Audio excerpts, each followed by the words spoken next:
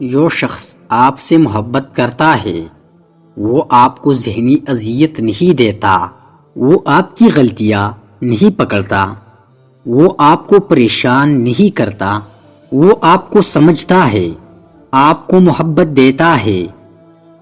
لوگوں کی اکثریت آپ کے ساتھ مخلص نہیں ہوتی بلکہ اپنی ضروریات سے مخلص ہوتی ہے۔ صرف ان کی ضروریات بدلنے سے ان کا اخلاص بدل جاتا ہے۔ اگر عورت اپنی زبان کو اور مرد اپنی غصے کو کنٹرول کرے تو ہر گھر میں خوشیوں کا گہوارہ بن جائے گا۔ عورت کا جسم اس کی محبت کے بغیر گوشت کے سوا کچھ بھی نہیں۔ وہ الگ بات ہے کہ مرد حضرات گوشت خور بھی ہے۔ اگر عورت خوبصورت ہونے کے ساتھ شرارتی اور پاگل ہو تو اس سے محبت نہیں بلکہ عشق ہو جاتا ہے۔ مرد سے جب محبت ہو جائے تو تین باتوں کا ہمیشہ خیال رکھنا، ورنہ وہ دوسری عورتوں میں دلچسپی لے گا۔ اس مرد سے زیادہ جھگڑے نہ کرنا، اس مرد کی زیادہ سے زیادہ کیئر کرنا، اس مرد کو زیادہ تنگ کبھی نہ کرنا۔ خود کو اتنا مضبوط کر لیجئے کہ بدلتے ہوئے موسم اور بدلتے ہوئے لوگ آپ پر اثر کرنا چھوڑ سکے۔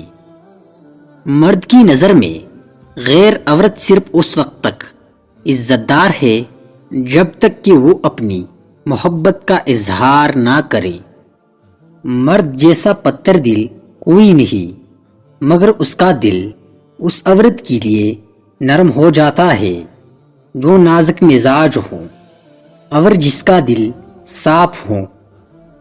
مرد کی عشق کے قابل صرف وہی عورت ہوتی ہے جس میں دو باتیں ہوں، جس عورت کو خوبصورت لگنا آتا ہو، جو عورت مرد کے دل پر راج کرنا جانتی ہو۔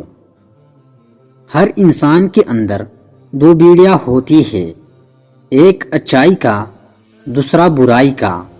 غالب وہی رہتا ہے جسے ہم کھلاتے پلاتے ہیں۔